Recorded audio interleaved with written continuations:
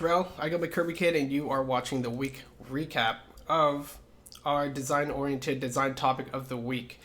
So, on our Discord, as you can see here, we have design challenges, and every week we have a different theme. This week's theme is I just scrolled. Here it is, UI UX, right here.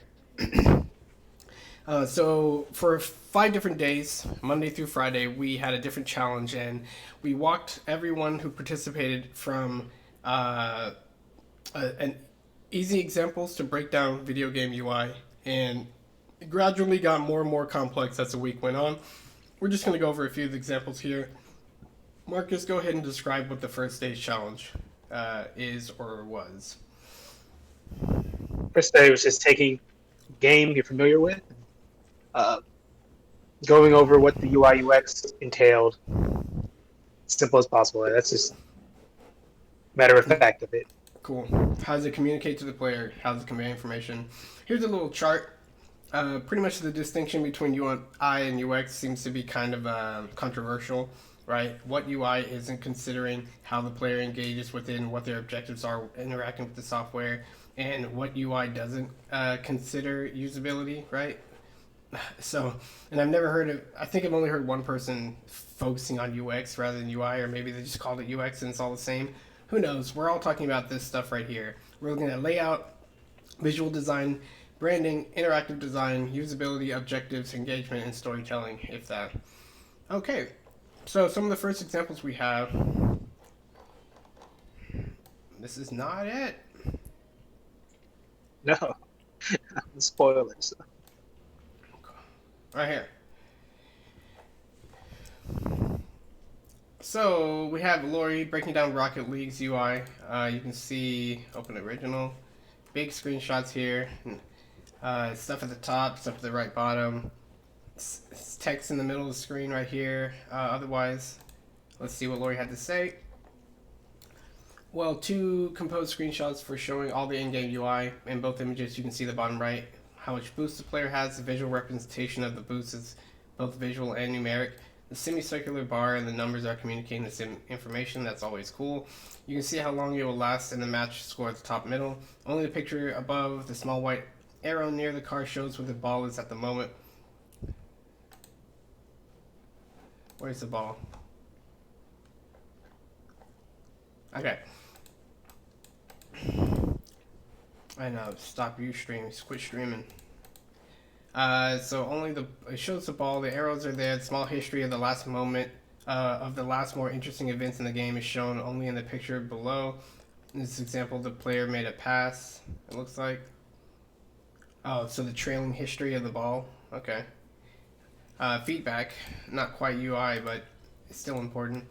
As a side note, apart from the 2D UI overlay, shows a 3D in-world UI moving below the ball as a white circle. So other feedback elements, cool.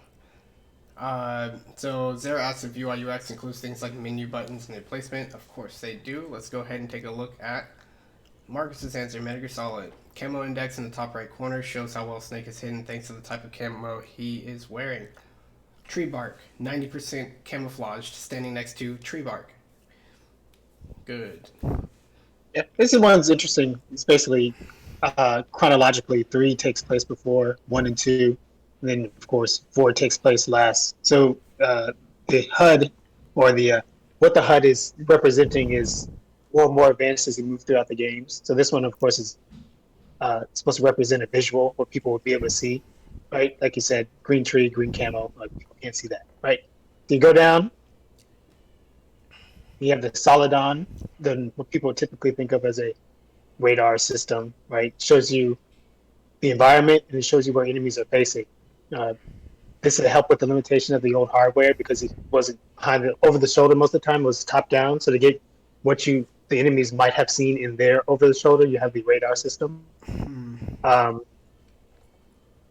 and if you keep on moving down, we get to Metal Gear Solid 4, which chronologically takes place last because of Old Snake, and kind of like in vogue in the times, right? On or on-screen HUD that would might represent what the character would actually see in the game.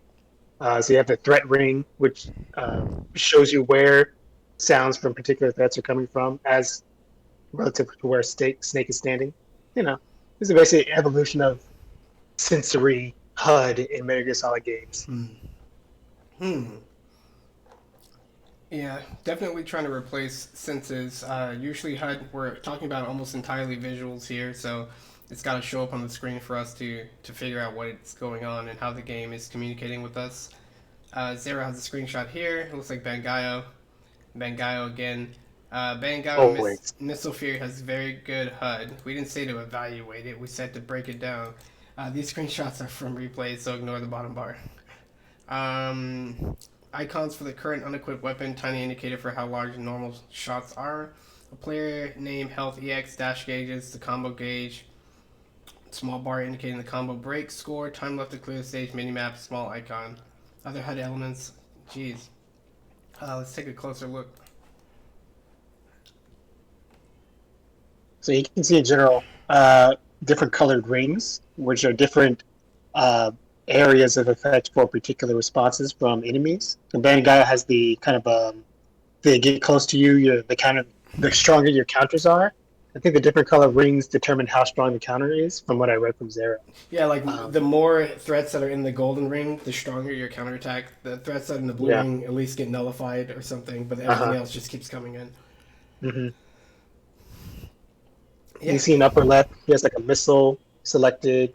Um, so yeah, there's a lot more HUD in this game than I thought when I just like glance over a screenshot. And I think what he was getting at in general, like it gets so chaotic, right? You need this HUD to tell what's going on, and these indicators to tell what's going on.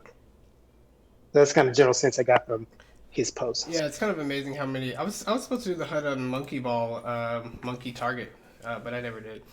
Uh, Large blue circle, lock on area. When lock on enemies, regular shots are 2x, blah, blah, blah. Both circles are useful for tracking Bangao's position when things get chaotic.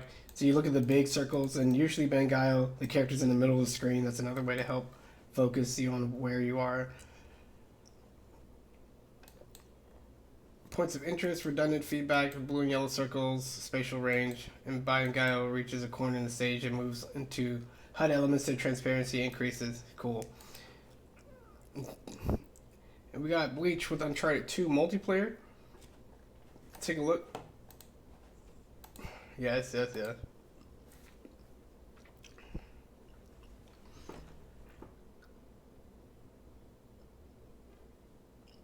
Kill. much what I call standard. Yeah. Yeah. Weapon switching in the middle, kill feed on the bottom. Tagging elements that can be interacted in the environment, highlighting a gun in the bag. Overall team score, which is always important for multiplayer, and then your gun health and your sub weapons on the left. Yeah. Hmm. Main tower defense game. So this is a tower defense game. It's intense. Yeah, this thing was intense. It's funny how Fire Kick was like a lone Vulpix and picks a snowy game. How dare you? How dare you? But yeah, kind of hard to tell up top, but all the HUDs on the right side. Let's see what Fire Kicks has to say about it. Two main things to note: UI on the far left and the UI on the far right. There's one on the left. Oh, I didn't even see that.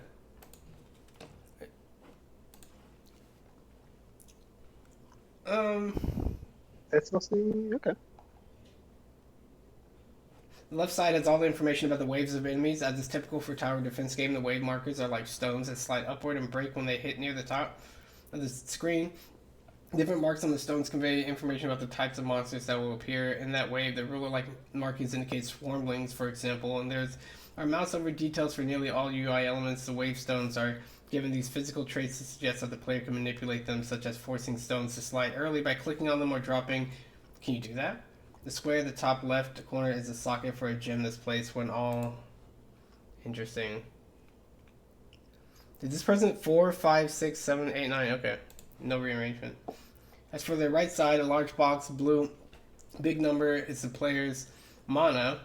It is your currency in this game as well as your health. The ability for its capacity to be upgraded shows when the mana box is filled, but it will automatically low up your mana pool and the box seemingly drops down to half full, but the amount of mana is the same.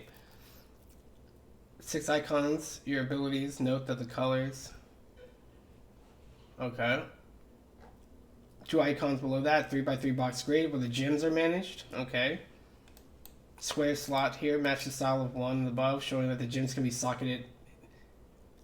So it looks like everything that's here, I don't even know. There's a lot of details. There's a lot of boxes, yeah. A lot of boxes. Your gyms are manipulated directly with your cursor. Following the screenshot, when you attempt to place a building, the darkened space shows where the buildings cannot be placed. Oh, cool. Oh, good. So, day 2, Marcus, what do we got?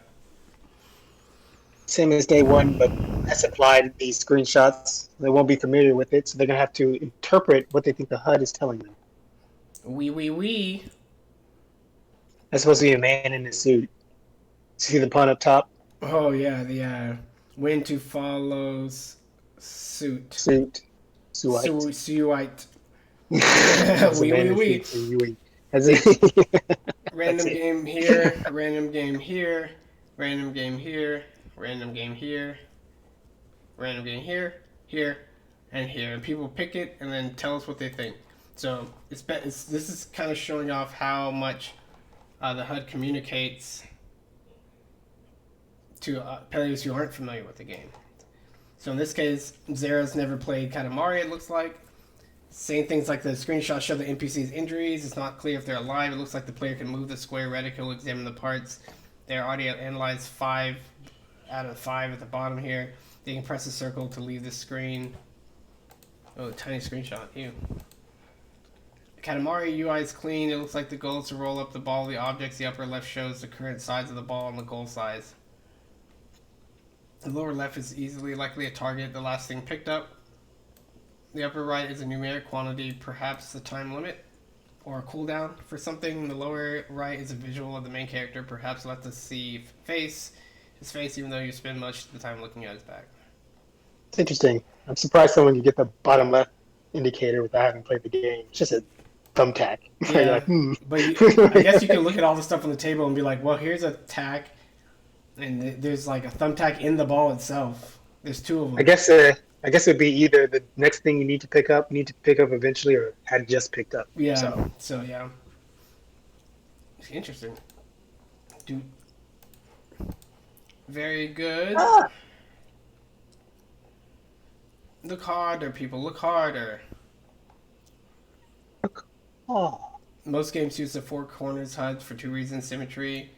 Not all HUD elements are equally valuable.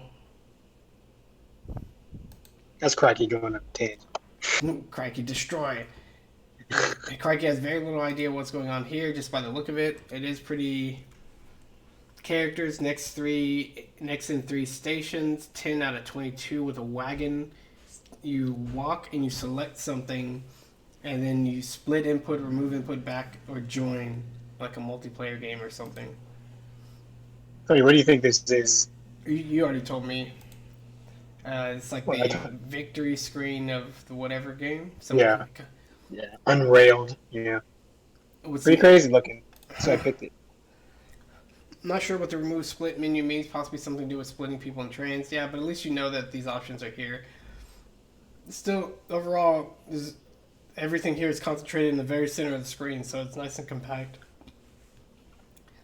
Stylized representation of the burn mark on the concrete subject as well. UI depicting them on a stylish, abstract floating panel. Kind of like the hologram. It would seem like there's 5 clues, and this was the last one. I guess that's a dead body. I just thought it was a person holding their arm out, but I can see like I don't know. Next, Morgan's highlighted some areas with different colors. Always nice to see colors. Yeah, I said the white looked like some type of inventory. That's interesting. Like, look, you have like a bunch of things in the white box, and they're partitioned by the green box partitions, right? Like, why do they need to be partitioned? Then you have that upper box in the green or orange that has a like lock symbol, but it clearly goes all the way up to the top, and it doesn't look like you're adding any more slots to it. So you add the little pink-looking long rectangles to the long rectangles above. So, kind of like interpreting, like, what does this mean as a HUD? Like, what kind of game would you kind of just like stack on a bunch of abilities over time and then not be upset that your game got too easy? Like, possibly a game where it gets much harder at the end, or a game in which you value a run. So it's like either a road light or a super difficult DMC type of game. And this game has some kind of currency in the bottom left. I played Flint Hook. Dun dun dun. It's Flint Hook, and this was your like perk screen between missions or whatever when you can spend some of your hard-earned points that you earned in somewhere, and then purchase things that are more or less permanent. But you can only slot in so many perks, and you have to unlock perk slots. That's why there's a little lock and key. The partitions in this section were kind of odd. The whole menu loops, so I think it was pretty easy to get confused. And then the partitions are just like types of stuff. Like some are just for XP, some are just for health, and some are just for something else. I think that's what it was used for.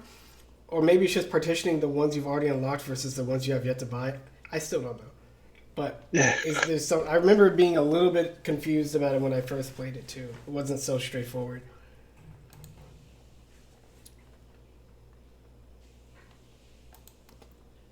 We got labels here. This card game of sorts. There's a lot going on with these like thought bubbles and this bubble and then cards. And I don't think Lori realized it was a card game, but recognized the space was important. Maybe like a simplified strategy turn-based thingy. Achievements, single-use items. This is not a plus for opening a new area of the grid as a button of the jacket. He thought in the buttons. Yeah, sometimes when your art style and your game style have the same weight, like everything on the screen reads flat. The background is darker, but the person holding the board clearly isn't interactive. But then it has the same weight and coloring as a lot of the foreground elements, so there's a lot going on. Every time anyone sees the screenshot, they're probably like, ugh, what's happening? That's a lot. So visual design is a thing in HUD, but at least everything seems to have its place here.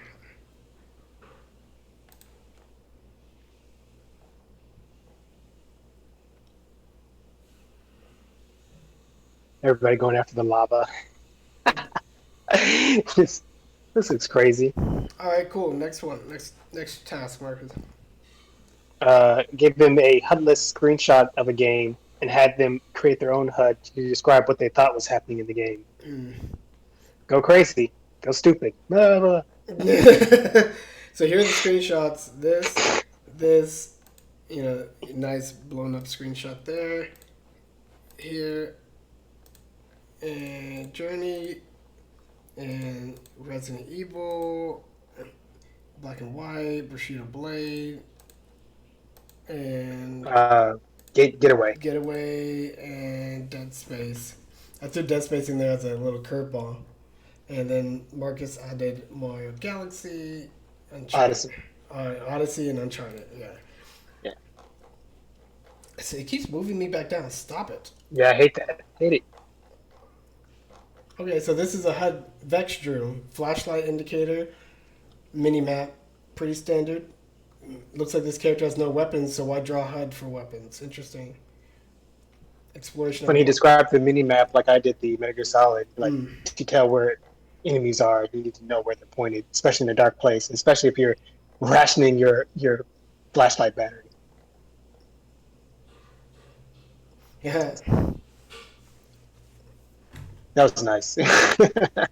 So, like, without knowing what's happening in the screenshot, you're like, well, the guy's playing guitar. Here's some HUD to help you figure out what the heck he's doing. Some kind of music button mashing, music rhythm kind of thing.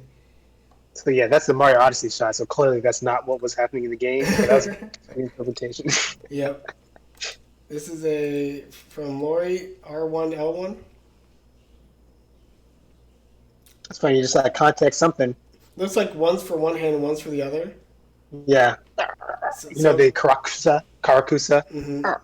The little, I need to adjust your necktie and then put it back down, sir, then chop you in the neck. Oh, delicious. Classic Link to the Past HUD over Journey. All of a sudden, this screenshot, you are evaluating. It's so funny, right? If you play Journey, you know it's linear. But then right when you fill up that HUD, you're like, oh, it's not linear anymore. I can adventure. Just with the HUD.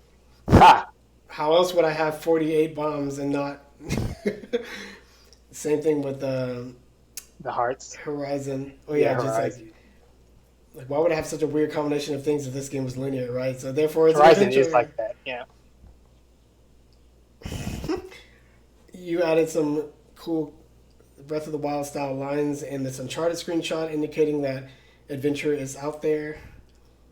Well, I guess it's similar. Uncharted is also, I forgot what term they use for it. Focused. If It is a linear, small not as box, open right? as Breath of the Wild. Mhm. So yeah, that one, you're like, oh, we can get over to the mountain Yeah, somehow. in the game you never can, never, never, never. But this HUD communicates that you can. Lori added a waypoint marker with a little yellow star, compass, some kind of radar, some kind of ammo, and resource meters in the bottom. A game I never played, but I know something about it. Okay. This one's funny. There's a reminder of what to do in the top left, buttons in the hover, blah, blah, blah. So this HUD, objectives, do this stuff. Inspect dead body. Here's a mini map and some, or your gun and some bullets that you have left, which is so super funny because Dead Space was praised for being a game that had diegetic HUD, or HUD that was incorporated into the organic look and feel of the place. So the guy's health is on his backpack. It is both how much green juice is lit up in the number at the top, how much ammo you have is on the gun. It's a little holographic projection. So what gun you have and the ammo is already on the screen, and your health is on the screen, and everything else you just kind of can deal with by getting close and shooting it or whatever. So like, it's interesting how these HUD elements that were added here are, we know, aren't necessary to play the game, but what do they add? What do they add? Like, knowing your objective, does it have to be there the whole time, right? That kind of thing. Just if you don't have an inspect icon, does that make it more of a secret? Does it make it hard to remember? Does it make it to where most players will get lost because they didn't expect the floating dead body kind of a thing? Who knows? But HUD communicates a lot. And then Lori just put up the same screenshot. Yep, there's a joke. There's a joke. No need for anything else. All right, final day. All right, Thursday. What is it, Morgan? What is this? Thursday is It'll be odd. Krillin kill count. Oh, adding the HUD to a non-game. Yeah. So, yeah. So we know HUD communicates. So communicates stuff about the show by drawing HUD over it. Right here in Dragon Ball Z Abridged, Krillin owned count is an example of that. And also within the show, they have scouters, and scouters have HUD. And even though we can't read the alien language, we learn a lot. We know what's happening.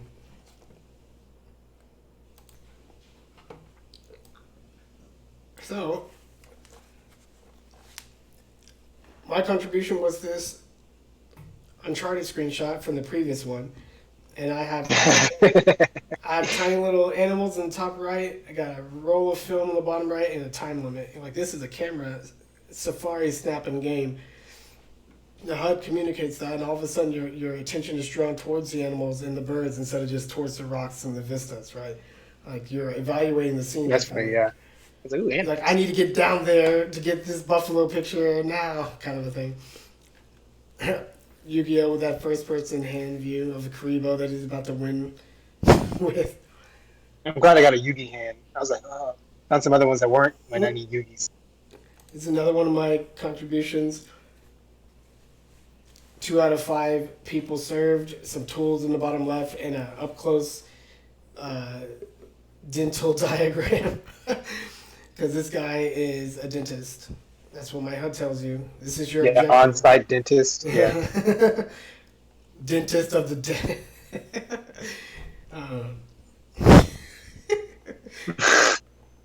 Go crazy. Ah!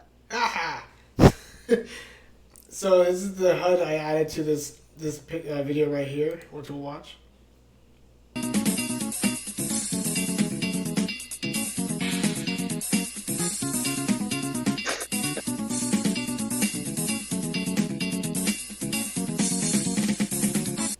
And my HUD is unique dance cycles and is ticking upwards. So after having watched the video, you know that every time it zooms out, you see this little dude dancing.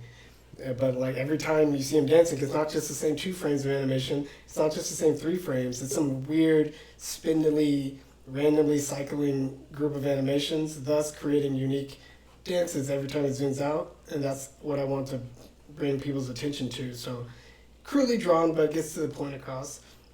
Here's another one of my favorites. So let's look at this HUD. All right. And then I'll play you the video in which inspired it.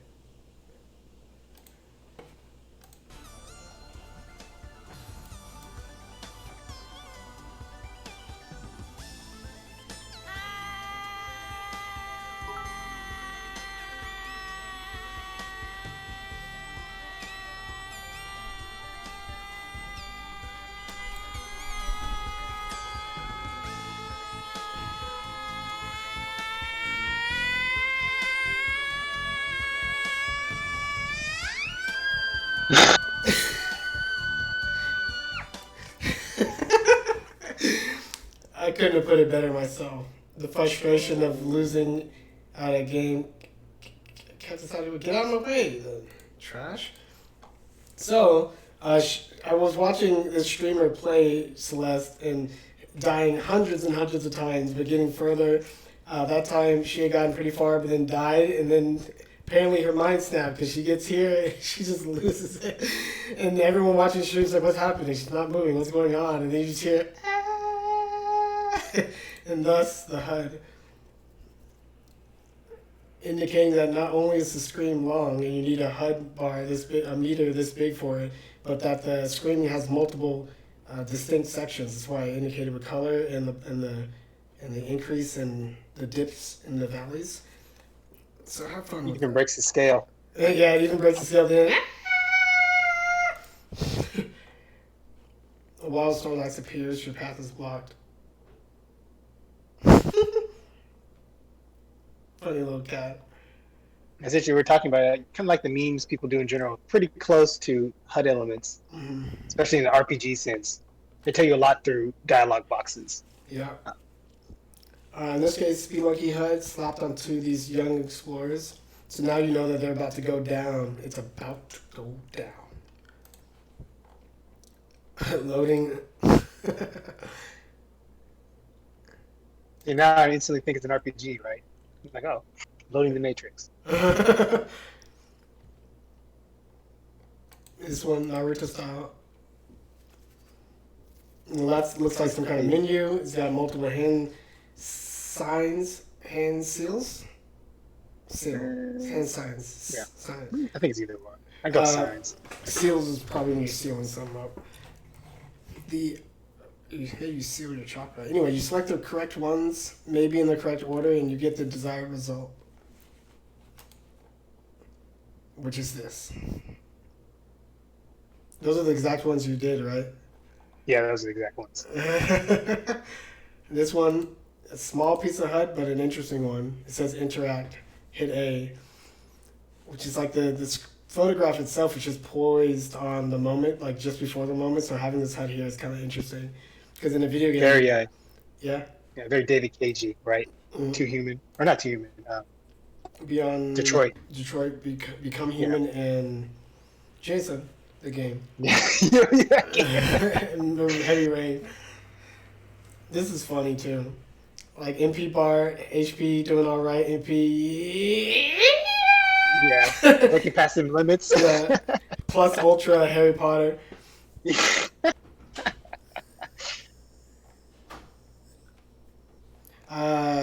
And then the final one is the Weeknd challenge for anyone who was interested. The challenge was to put HUD on top of something that doesn't have visuals. So while before it was fun to meme it up, now there's only audio. You pick a song, probably a song with lyrics, and you add HUD on top of the song.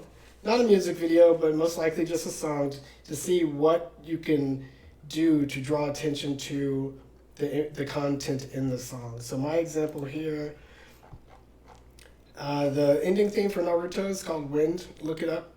I'll put the description or the link to the video in the description. But looking at this HUD, it's supposed to give you insights for what's the content of the song. So I'll just keep it on the screen for a few seconds and we'll move on.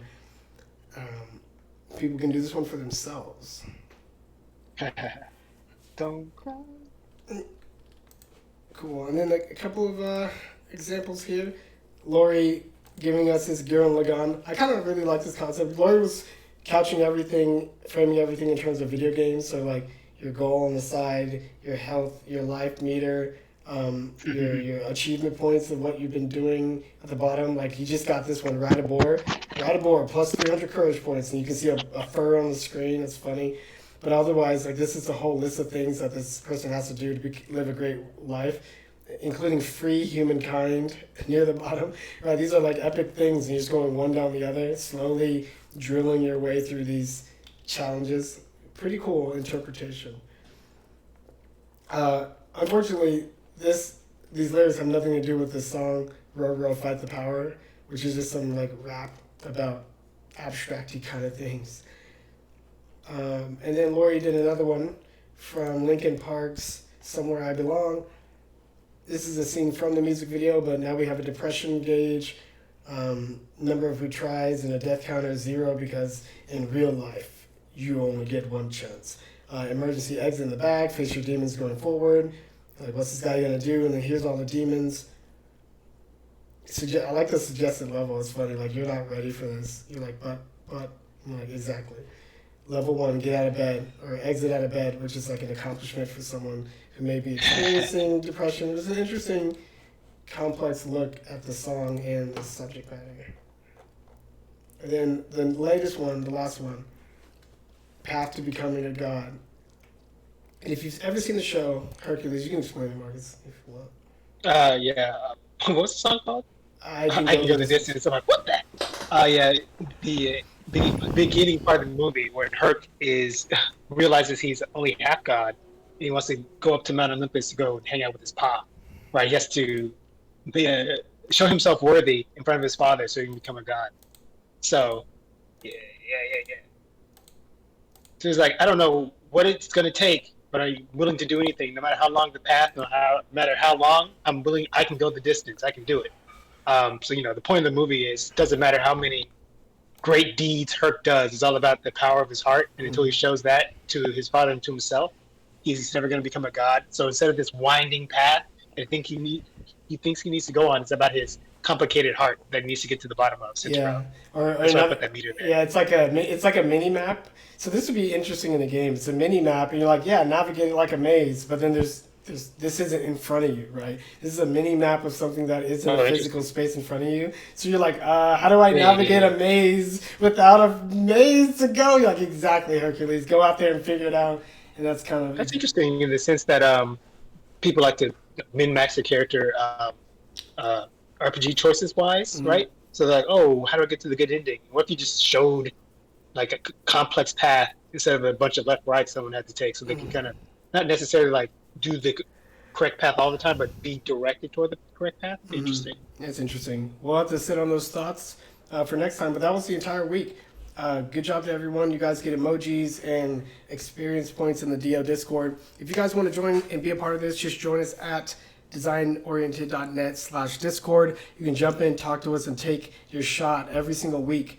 It's a different theme every week, but it's always focused on design, video games, and we have a lot of fun. It's a lot of fun to dig up your favorite video games, random music videos, anime, and put it to good use in understanding game design just a little bit better.